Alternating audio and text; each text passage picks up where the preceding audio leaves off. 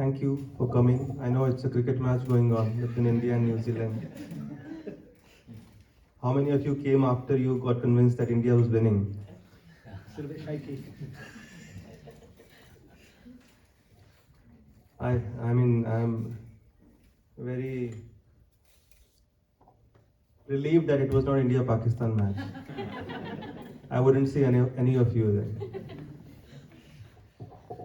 But it is such a wonderful sight to behold.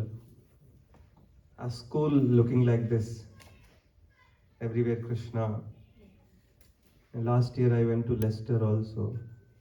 And there a devotee was telling me they had a big dining hall. I believe here also you have a big dining hall. This is dining. This is the dining hall, yes. So they have an assembly hall separate with the same setup where they say the ISKCON's prayers are chanted and people from all walks of life are coming, children from all backgrounds and learning. And then one devotee was talking to me, he said, you know, Prabhuji, what is my seva in this school? I said, what? He said, I teach Bhagavat. And the government pays me for that. So, I think this is something what has been achieved in UK. It's very difficult to achieve this in India. When people come to the West, they become more conscious of their culture. They are more, they're more concerned about practicing it. And therefore you will find lakhs of people coming to temple on Janmashtami. India mein you won't find lakhs. You'll find thousands sometimes, depending on. But there is a lot of craze. The dandiya going on these days.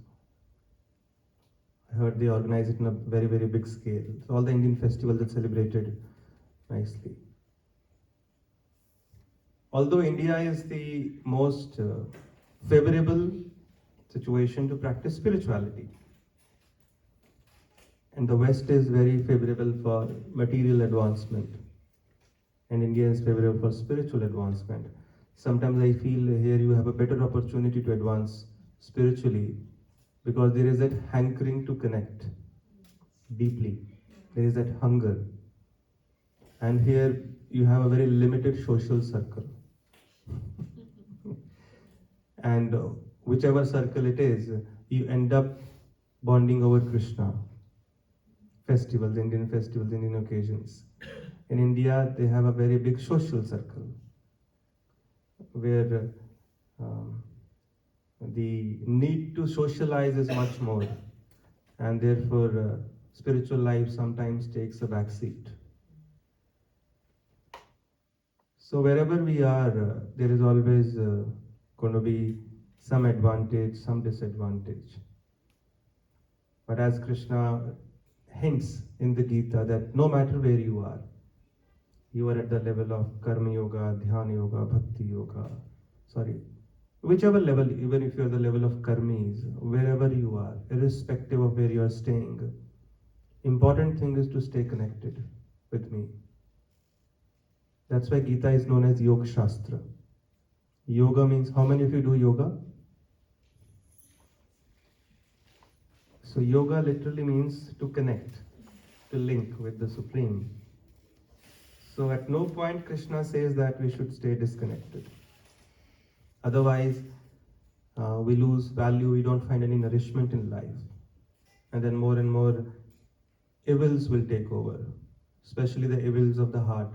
Anger, greed, pride, illusion, envy, selfishness, fault-finding tendencies will take over. So all of you must be coming here every week? Monthly. So it is a very, very important activity that we are doing. Somehow I just remembered one particular pastime of Lord Ramchandra with Hanumanji. Diwali is just round the corner. And this story will teach us how this activity that we're doing every month, ideally the frequency should be more, how it is so relevant to our life. The Lord Himself is teaching. Here we come, we hear about him, we hear about his message, we associate with devotees. So once Lord Ramchandra, he started thinking that Hanumanji is very good at service. He does a lot of seva 24/7. But I've seen that he doesn't sit and hear my katha, hear about my narrations. And if he doesn't give time to hearing, then his heart will be taken over by some material infection. More and more material qualities will start taking over if he doesn't give time to hearing. Therefore, Srila Prabhupada also, once he was giving Bhagavad class, and he saw very few devotees were present. He said, Prabhupada asked where were they? They said they are busy with the seva services in the temple. That's also seva. But Prabhupada said we can hire people for that to do other services. But for hearing we can't hire people. To give some £1,000 to somebody and tell him throughout the year to come and sit every day for 1 hour and hear our lectures. £1,000 is less, but even if the person agrees initially, after some time he'll get bored. He'll stop coming. This is the biggest service. So Hanumanji, Lord Rams was thinking he will get materially infected. That means the disease of anger, greed, pride, illusion, envy, this material infection will take over and devotion will decrease. His connection with me will decrease. And therefore he called Hanumanji once. He said, Hanumanji, I'm seeing you're doing a lot of seva. I believe everybody knows who Hanumanji is. A character from Ramayana, the monkey soldier, an incarnation of Lord Shiva, Rudra. So he said, you're doing a lot of service, but I would recommend that you spend some time every now and then and sit and hear about me in the association of devotees, like-minded people. Hanumanji is thinking, my dear Lord, all are your kathas only, your stories only. So, and I'm serving you, I'm seeing you every day, so what is the need? I mean, I'm with you, these are your stories, and I'm with you, I'm 24/7 next to you. So, Lord Ramchandra still insisted. He said, you should take time out. So Hanumanji agreed, okay, but who should I hear from? So Lord Ramchandra said, on the mountain called Sumeru, there is Kak Bhushundi. It's a very famous character from the Puranas. He gives Ram Katha. He speaks Ram Katha every day. So you go and hear from him. Hanuman says, yeah, that's nice. Because he's senior to him. Hanumanji is junior, so he went. And Kak Bhushundiji is speaking Ramayana, and he's at that episode, that part of Ramayana where he's explaining how when Hanumanji he sees the mighty ocean in front of him, he just takes one step and he's on the other side of Lanka. He doesn't say he jumps, he flies across to the Lanka. He just takes one step and he's on the other side of it. And then when he goes to Lanka, he just blows like this and Lanka is on fire, Lanka is burnt. And then he comes back, taking another step. In one step, he managed everything. So Hanumanji heard the entire katha and he was thinking, in there, this is nice, but inko itna phekna nahi chahiye. They shouldn't exaggerate. I know what I did, how I crossed the ocean and how I burnt Lanka with my tail set on fire. So when he came back, Lord Ramchandra asked, so did you hear the katha? He said, yeah, theek hai, bole regularly hear.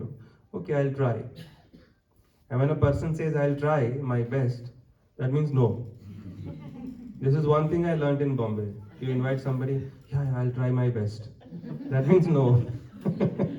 Sophisticated way of saying no. So Lord Ramchandra understood. He has developed doubt about the speaker and the narration. So he wanted to teach him a lesson. So Lord Ramchandra was playing with his ring and suddenly fell down. And the ring started running. He said, Hanumanji, catch my ring, bring it back. Hanumanji ran after the ring, but the ring is just going ahead of him. He went all over the universe. The ring is in front, Hanumanji is following behind. And then the ring entered one cave on this mountain called Sumeru, which is supposed to be the pivot of the universe. And Hanumanji was also about to enter the cave, but there was a huge monkey, almost 1,000 times bigger than Hanumanji, was guarding that. He had a nice short dhoti and very powerful. It was like 1,000 times of Hanumanji, you can imagine the kind of, his body was like thunderbolt. And he stopped Hanumanji. Hey, who are you? Where are you going? Can't you see I'm standing here? Ye kya hai? So he said, I'm going inside the cave. But tell me first who you are. I will not allow you like this. He said, I'm Hanuman. And this Vanar, this monkey, huge monkey, started laughing loudly. He said, hey, this Hanuman, tiny, how can you be Hanuman? And Hanumanji felt offended. He said, Hanumanji is sitting inside the cave. So he was like confused. I am Hanuman. And he's saying Hanumanji is sitting inside. So somehow he managed to control himself. Okay, tell me, at least let me meet him, Hanumanji. He said, wait. He goes inside, he tells, and his cave was inside like a palace. And there were many monkeys chanting Lord Ram's name. And then there was on a big asan, big throne, there was huge another monkey who was Hanuman. Said this person has come, he says he Hanuman, and said, yeah, he is Hanuman. Of this kalpa, this millennium, he is the Hanuman. Hope you didn't insult him. I ended up doing that, but okay, now bring him inside this cave, respectfully. So he comes in Hanumanji's shop. There's kirtan going on. So he welcomes him. He said, Hanumanji, please come. And he says, and he knew what had happened. He says, whatever you heard in that narration was perfect. How you might have jumped across to Lanka, burnt the Lanka with your tail set on fire, but the narration that was being done on that mountain was about me. Of that millennium, I was the Hanuman, and I conquered Lanka that way. You should never doubt what is being spoken. And just to teach you this lesson and the power of listening to the Lord's narrations regularly in the association, Lord Ram does this Leela in every millennium. And in every millennium, the Hanumanji of that millennium comes to this cave. I said, oh, Hanumanji understood. He said, at least tell me where the ring is. He said, go in that pond. Hanumanji went, there were like countless rings. He said, take yours. Hanumanji picked up. Said, what are these rings? He said, every millennium Hanumanji comes. And this story takes place in every millennium. And just as a proof that Hanumanji came looking for the ring, so the ring falls into this pond. So when Hanumanji picks it up, it divides into two. So one goes with Hanumanji, one stays behind as an evidence that Hanumanji had come. So that's why these are so many rings. So many Hanumanjis have come and gone. So just to humble and teach him the power of this one activity, that how it's important to sit in this association. Sometimes you might wonder, what am I achieving? But this will help us stay immune to the material infection. The topic we have been asked to discuss is the topic of forgiveness. So there are so many people out there teaching you techniques. Sometimes they don't even teach techniques. Aajkal there is a lot of market for motivational speakers. You should drop your false ego.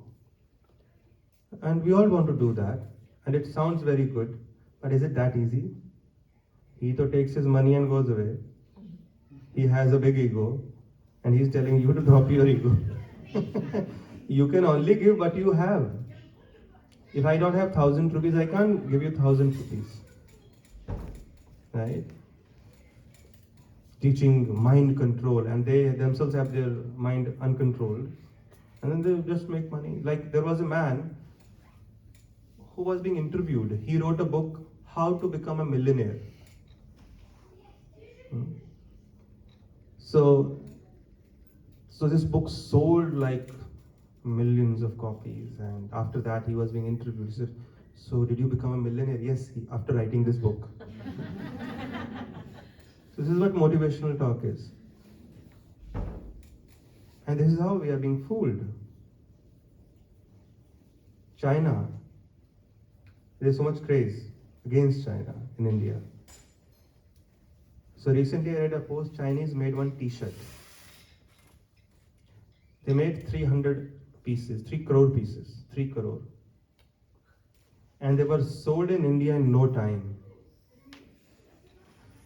Although there is a trend in India to boycott China. You know why?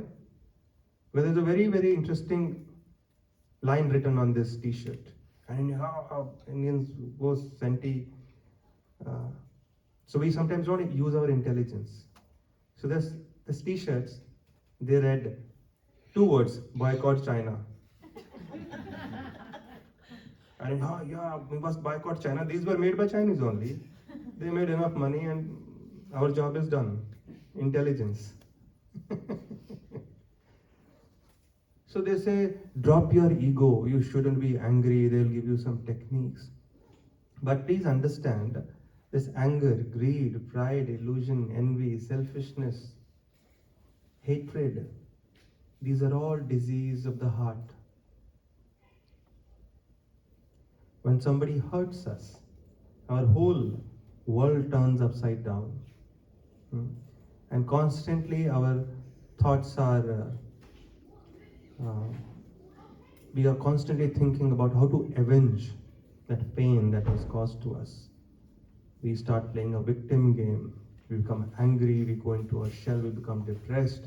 Sometimes people get into bad habits, they start thinking of some unhealthy ways to escape from the pain that they're experiencing. All this is because we cannot forgive. So only a pure heart and a humble heart can forgive. Otherwise it's difficult. So we will discuss how we can forgive and why should we forgive.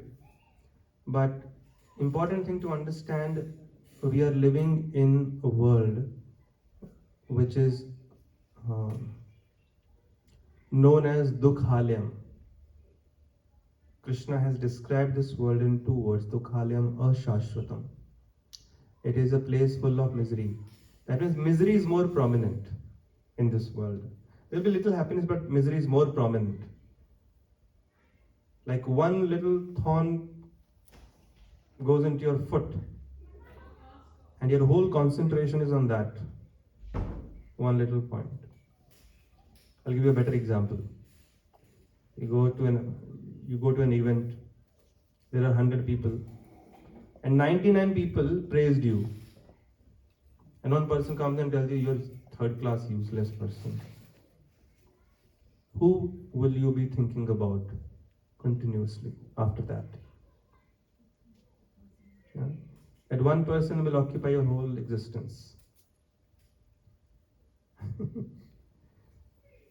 So when somebody tells you you're useless, don't start thinking, why did he say that?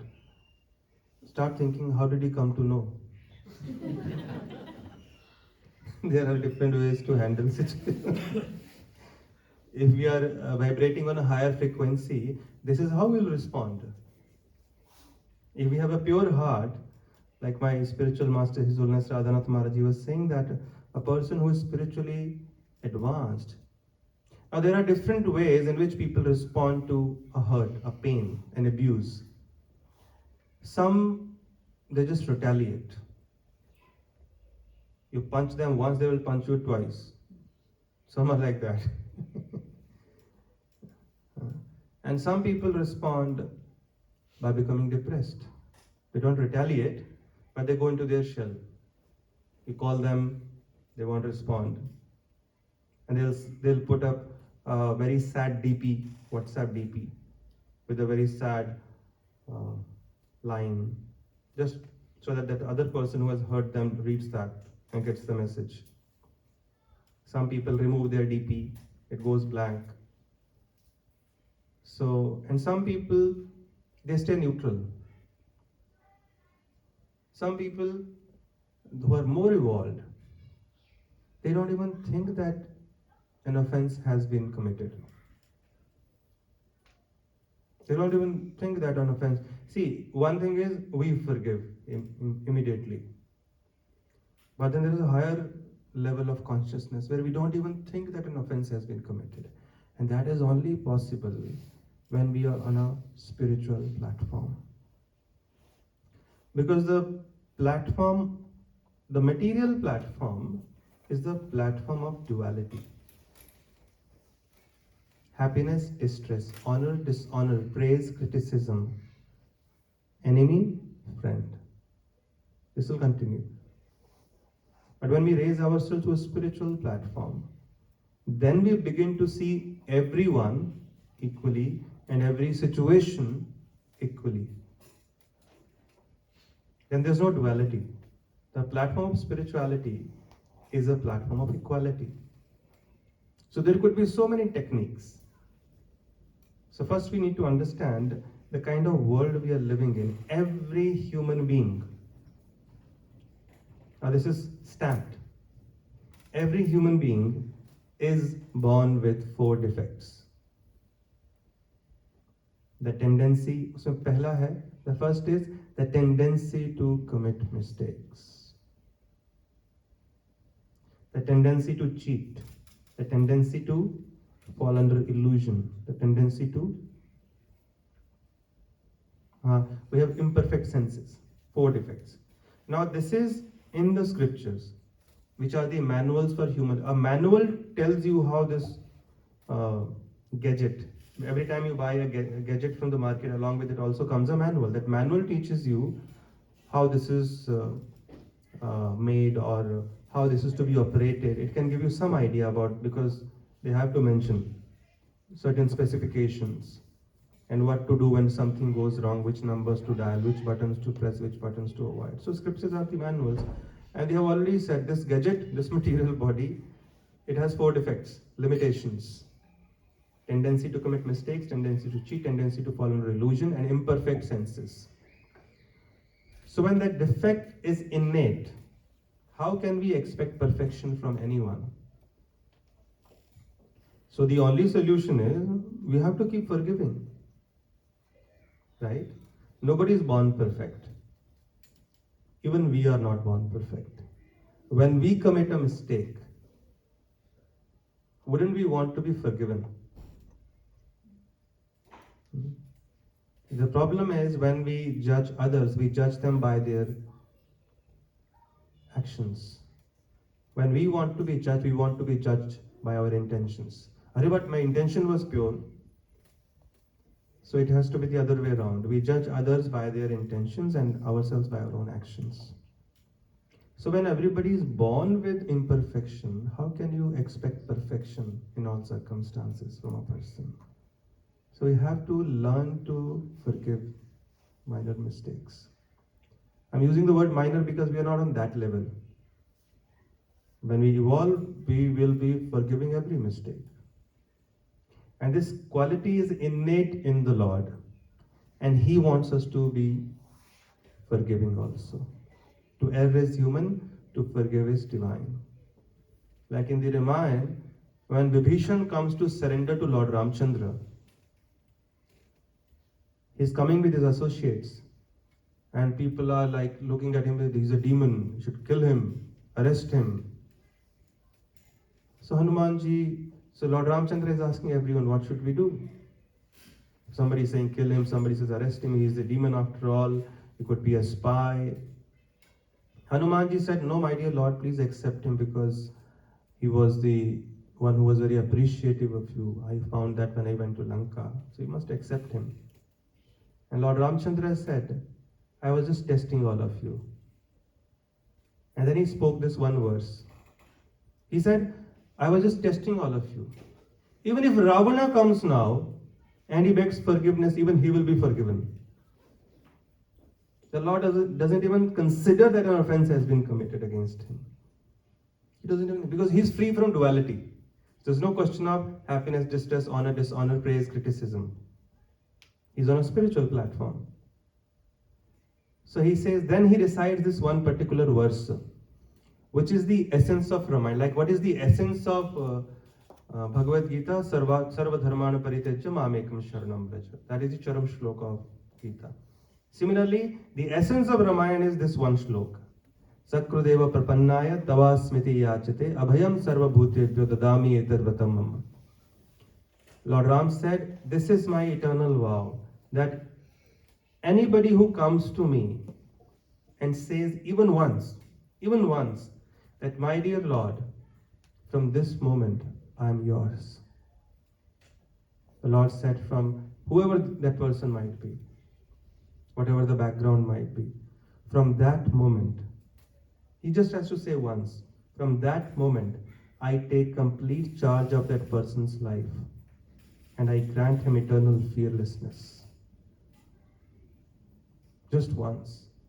So that's how forgiving the Lord is. In the Gita, Krishna says, as you take shelter of me, I shall free you from all sinful reactions. All your mistakes, your sins will be forgotten. So everybody is born with defects. So one way to learn to forgive is to stop looking for perfection. And that could be a big disaster if you're looking for perfection. Perfectionist mat baniye. Everybody has faults, just that the nature of faults is different. The nature of fault. Just because somebody doesn't have the good habits that I have, doesn't mean that person is bad. He may have some other good habits which I don't have, which I lack. So we have to learn to appreciate the variety that Lord has created. Imperfection. So when you learn to accept people for who they are, then it's easy to forgive. Acceptance is the key. If God has made them in a certain way, and the Ishopanishad explains, Om Purnamadaha Purnamidam Purnat Purnamadachyate Purnasya Purnamadaya Purnameva Vashishyate. So the Lord is complete, His creation is also complete. There is no loophole. If the Lord has made you in a certain way, it has to be perfect. So when we try to find faults, or we see faults, our vision is faulty in others, that means we are trying to find faults with the Lord's creation. Are we greater than God? No. So the Lord has made it in a certain way, and so we learn to accept that variety and we learn to appreciate the good. So this is one point, that since everybody is imperfect, so there will be faults, there will be imperfections. So we just learn to accept that, because we ourselves are not perfect. So acceptance is the key. Then it's easy to forgive. But if somebody does something wrong, okay, but I'm not expecting you to be perfect in every situation. In some situations you will be perfect, sometimes some situations you might not be perfect. So accepting both. That's how the Lord has created us. Secondly, it becomes easy to forgive if our focus changes. I'll explain this with an example. A few months ago, one girl started messaging me, and it was about some other girl. I can't handle her, I can't stand her, and I get angry and this and that, and it was like a long message full of complaints, criticism. So I was reading the messages. So I just wrote one message back. I said, is there any good quality also in that girl? Pause. And then I get a message after a few seconds. Yeah, she chants her 16 rounds regularly. She's very attentive in her chanting. And I said, okay, one more. And everything ended. Now no more criticism. This is the nature of the mind we need to understand. What we focus upon is what will occupy our existence. Now the person I'm not saying that girl has no faults. I didn't say that. But I simply shifted the focus from seeing the faults to at least one good quality. Sab mein hota hai bhaiya. Have you ever come across a person who has only bad qualities? If we carefully analyze, we'll find at least एक तो अच्छा होगा. It's the one good thing. As soon as you shift your focus to that one good thing in that person, your whole mindset changes. And you start feeling more positive. Because the person who is seeing faults in others is the one who is suffering the most.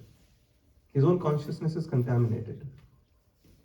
So, as soon as you start seeing that one good quality in somebody, you'll become so appreciative of that person, you'll become so respectful, you'll become so loving. Wherever our mind is focused upon, that is going to expand. The other person may have faults, another person may have 99 faults and only one good quality, but I'm only going to focus on one good quality because I am good. That's why I'll only focus on good. Bumblebee and a fly. Know the difference? Even if there is a beautiful garden, the bumblebee, the fly, will still go looking for some one piece of trash, even in that beautiful garden, and ignoring the beautiful flowers. A fly and a bumblebee, even in the middle of garbage, will look for some one flower and sit on that only. So everybody has faults, and everybody also has something good in them. But we deliberately choose to focus only on the good side. That's a conscious effort we make. Then it becomes easy to forgive people for their faults. Just like this girl, the consciousness changed instantly as soon as she started focusing on her good qualities. But when she was only focusing on the bad, that's what is occupying her existence fully, making her own life miserable. So nobody is perfect. And then learn to accept that, and secondly, learn to focus on one good thing, at least. And as soon as you shift your focus to this one aspect of life, focusing only on the good, you will always be happy. Otherwise, even in the midst of greatest comforts, facilities, you'll be miserable if you're only focusing on the bad side. Right? It's all about our outlook. So, when somebody hurts us, and this is going to happen. Have you heard this saying? Somewhere somebody is made for you. सुना है आपने मीता जी? Where? मैंने नहीं सुना. अच्छा? झूठ बोल रहे हैं भगवान के सामने. कहाँ सुना है? फिल्म का डायलॉग होगा कहीं. अच्छा, इतना पता है आपको? So, people think it's only a romantic saying, somewhere somebody is made for you. But it also has the other side, somewhere somebody is made for you, certainly. Even if you have 1,000 people who love you, there'll be at least one person in everyone's life who makes your life a living hell. And सबकी life में एक तो होता है. कितने लोगों के दिमाग में उसकी चेहरा आ गया आपके? Yeah, Prabhuji is right, this person. सबकी लाइफ में होता है. So, when we are hurt, when we are abused, when we are insulted, we forgive. I'll come to that point, how we develop that. See, we are not just simply talking about like a motivational speaker. Forgive, forgive, forgive. And we know, but it isn't that easy to forgive. We need that inner strength. We lack something, therefore we are not able to forgive even if we know that we have to forgive. So important thing is, we forgive not because the other person doesn't have faults. We forgive for our own benefit, for our own peace of mind. Holding resentment, hatred in our hearts is like holding a burning piece of charcoal year after year, month after month, year after year, and waiting to throw at the person who abused us, insulted us. But in the process of holding this for such a long time, who gets hurt the most? Resentment. When we carry feelings of resentment, we can ask any doctors also how it just changes, how it creates changes. Negative emotions create those. So many diseases are known for springing out of negative emotions. Cancer, especially, when you just holding things within yourself, that's when those negative. See, the mind is so powerful; it can turn a perception into reality. That is the power of the thoughts, the power of mind, power of emotions. So we forgive for our own benefit. Not that because the other person hasn't done anything wrong. That doesn't take away the wrong that the person has done, but for our own peace. So, but we forgive, but we don't. But we have the independence to not place our trust in that person again. Both are two different things. So people think forgiving means फिर से वैसा ही हो जाए सब कुछ. No, you may forgive, so you have released your resentment, but you still have but you still don't place your trust. Allow that person to win that trust again. I forgive you, but it can't be the same as it used to be. So both are two different things. You allow that person to win that trust. You forgive, but don't trust him or her instantly. नहीं तो क्या होता है? Okay, forgiven, गले लगाओ. There is a saying: if you cheat me once, shame on you. If you cheat me twice, shame on me. So you forgive, you are happy. You have released those feelings of resentment, hatred, those negative emotions. So what does that mean?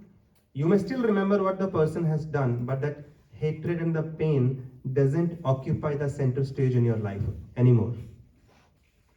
Forgive, but Prabhu, I have not forgotten, or whoever the person is. So you still remember, but that doesn't occupy the center stage anymore in your life. You are just enjoying your life. You have forgiven, and at the same time, there is a boundary wall now. That trust you may not place in the person so easily again. So making sense? Forgive, but you may remember, and you may not place the trust again. So there are two different things. It will not be the same as it used to be earlier. So both are two different things. We forgive for our own peace, for our own benefit, and so that we can focus on better things in life. We don't allow that hatred to occupy the center stage. Now there are so many things we could do. I mean, there are so many techniques, but let me come to the main point. As I mentioned in the beginning, this hatred, this anger, greed, pride, illusion, envy, these are different disease of the heart. So even if I externally say I forgive you, but hatred is inside, and the heart, so unless the heart is cleansed, these things will not go away. It will be very difficult to forgive. Even if we hear such techniques 10 times a day, 10 times in an hour, because these are diseases of the heart, and that heart doesn't get purified by some open heart surgery. You go to a cardiac surgeon and he opens the heart and cleans it, puts it back, now it's clean. So we need to do something that will cleanse our heart. There is the famous life story of Mirabai. So Mirabai, now there was a conspiracy against her every single day. Who was troubling her? Her own people. But sometimes people complain, why are my own people only troubling you? But that's history. Who else will cause you pain? A person walking on the street doesn't have the power to cause you pain. Only people whom you are attached to. Who troubled Prahlad? Who sent Lord Ramchandra to exile? Who troubled the Pandavas? Who troubled Dhruva? So our own people only, wherever there is attachment, there will be pain. Only they have the power to cause pain. So Mirabai, there was a conspiracy against her, to kill her, to eliminate her, ridicule her, spoil her reputation.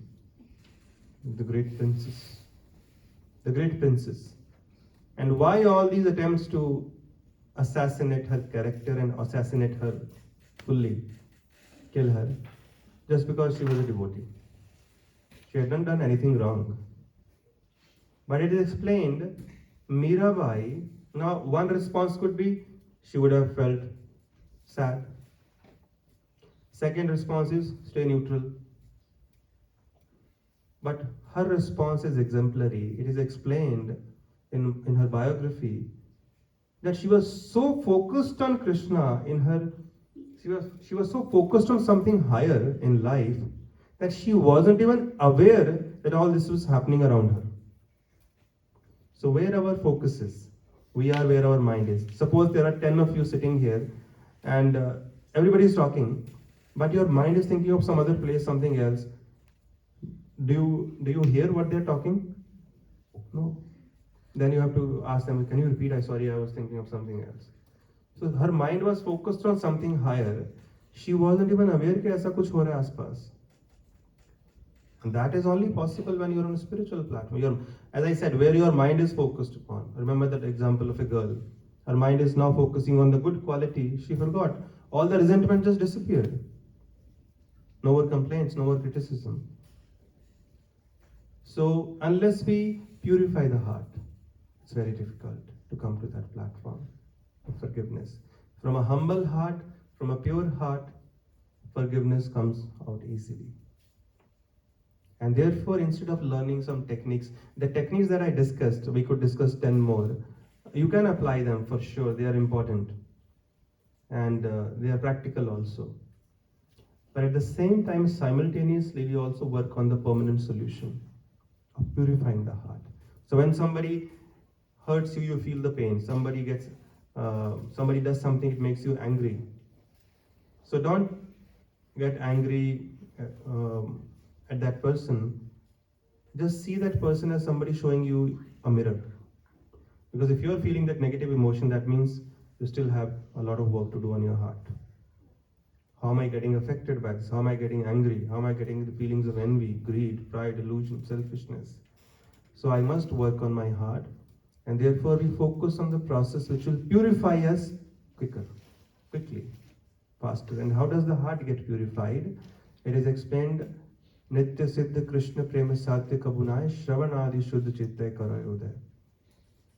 Potentially, all of us are divine, and the quality of forgiveness is innate because we are all parts and parcels of Krishna. So whatever qualities he has, we also have.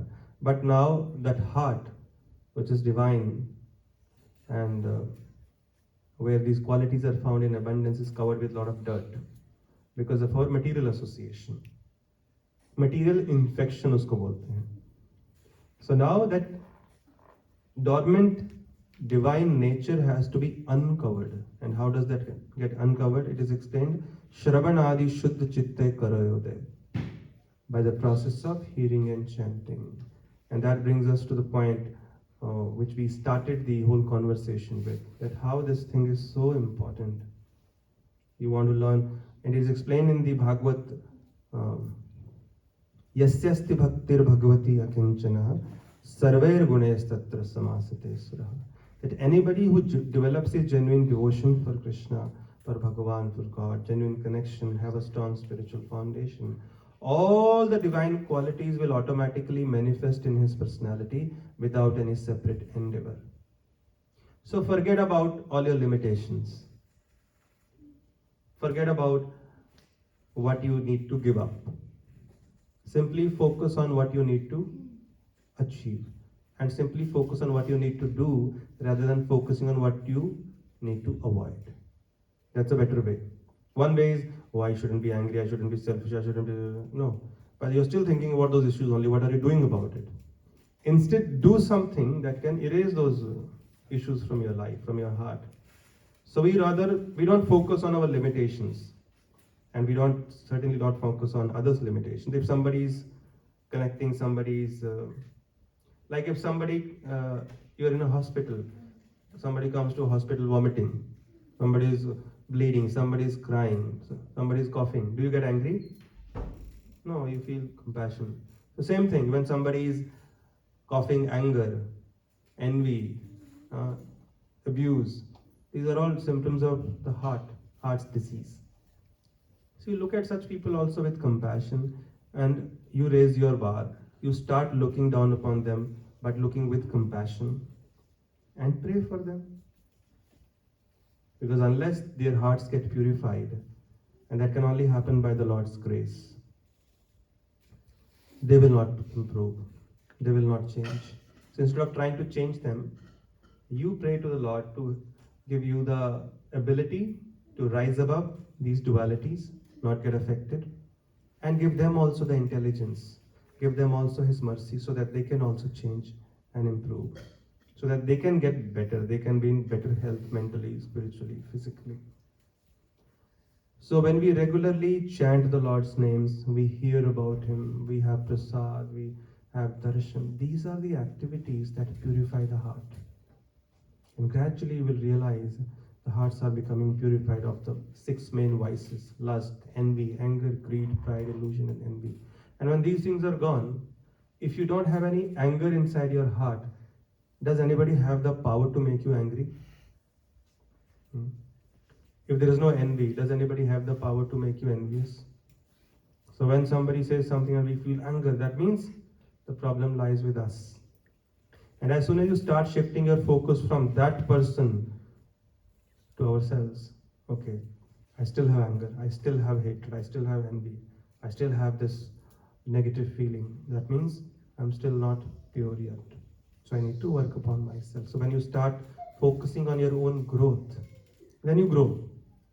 But when you think of others' faults, we just fall down. So the goal of life should be to purify our existence. Don't focus on what you lack. Don't focus on the problems that you have. Don't focus on the limitations, the faults that you have. Focus on what you need to do rather than focusing on what you need not do. So positive path. Our path is pravritti path, not nivritti path. Not this, not this, not this, not this. No, that will not work. Instead, focus on what we are supposed to do. You chant the Lord's names, you worship His deity, you associate with devotees, you honor prasad, you study, you hear the Gita. These are the things which will gradually purify the heart. And when the heart is purified, the quality of forgiveness will become natural to us. It will become a part of our nature. And other qualities also will manifest. And this is the permanent solution. So spirituality heals you from within. And baki sab jo motivational stuff, it will just give you that. It is like allopathy. And spirituality is like Ayurveda. Slow, subtle, but powerfully it heals you from within. That just covers you up. Oh, feel good, you can do this. That's okay. But then the problem is still there. It hasn't gone away. It just made you feel good. But it heals you from within. The process that you are following. So my request is keep coming, attend as many events as possible like this, because the goal of human life is only one: purification of our own existence, and not indulgence, further indulgence. So the more we do this, the more we focus on this goal, the more we become happy, because purity is also synonymous with happiness. Suppose you enter a room which is very dirty. So how would you feel? And on the contrary, you enter a room which is spotlessly clean. How would you feel? You'll feel so peaceful, happy, blissful. And where the room is dirty, you won't even think of staying there even for a moment. It'll make you uncomfortable.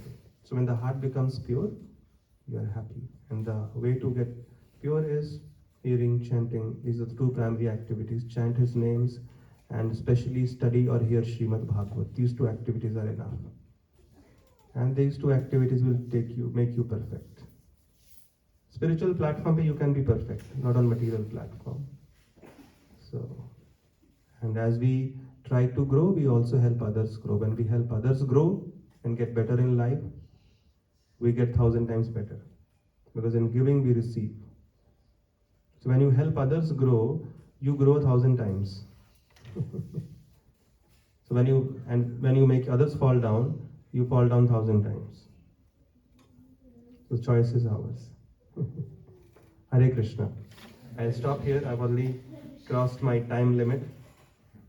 I didn't plan to speak so long, but we could have gone on and on for another 2-3 hours. But I think everybody's hungry and you want to celebrate also. I think India's win. Hare Krishna. Thank you so much. Are you okay for one or two questions? Yeah, I'm okay. Questions we can have. Questions, anyone? I have a question. Yeah. Hare Krishna Prabhuji. Hare You Krishna. mentioned about forgiving the minor faults. What about the big ones? Somebody have hurted you for years, I don't know. Mm. It's quite very hard to forgive them, isn't it? Mm. So you're saying we should forgive everything, and does that mean we gonna fall for the same mistakes again? No, I explained that. Sorry. So forgiveness is for our own benefit, because the more you hold on to that grudge, the more you suffer. The other person who has done that wrong thing might be enjoying life to the fullest, traveling all over, and he is just happy and celebrating, but we are suffering. So forgiveness is not for the other person. As I said, you forgive for your own benefit. At the same time, you will not forget what the other person, the wrong that he has done. We learn from that, and so that we don't get hurt again. We learn a lesson from that. At the same time, we don't allow that hurt to occupy that center stage in our life. वो हमारे लिए है. That person is still wrong. That doesn't take away the wrong that he has done. But for who is suffering? I am suffering. I am getting those negative thoughts again and again. So what can I do? Okay, जाने दो. ठीक है. Let me focus on better things in life. The focus has to shift, because as long as you keep getting stuck in that past, instead think of how I can go ahead in life now. Sometimes we win, sometimes we learn. We never fail. We live in a world where even Krishna was mistreated. Lord Ram is mistreated. So who are we? So you have to accept the fact that not always you will find people who will love you. There will be people who will hate you also. Not always you will find people who will respect you. There will be people who will criticize you also. Tolerate both without getting affected too much. Understanding that this is the kind of world we are living in. What can we do? It is beyond our control. So I have a choice either to focus on this or focus on something better. I would rather make this choice. And the moment you shift your focus, you will feel better. So forgiveness doesn't mean you forget also the wrong that was done, but that remembrance will not be in the mood of grudge. It will be somewhere in the background. It's for our own benefit. Forgive and focus on something better.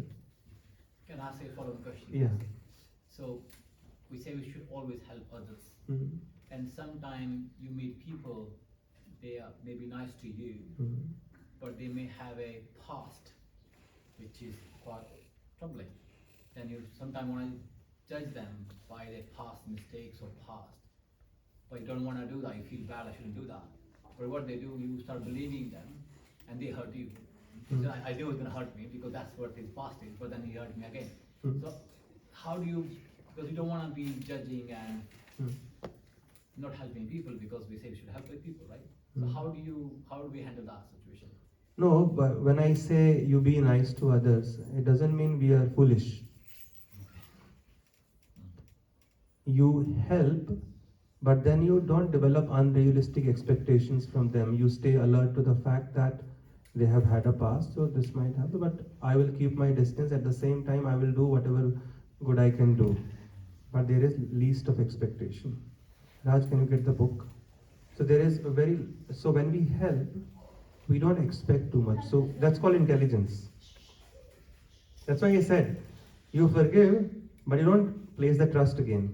There's a difference. Our forgiveness, we think forgiveness means yesterday he slapped me, so today I forgive, let's again sit together. No. He slapped you, learn a lesson.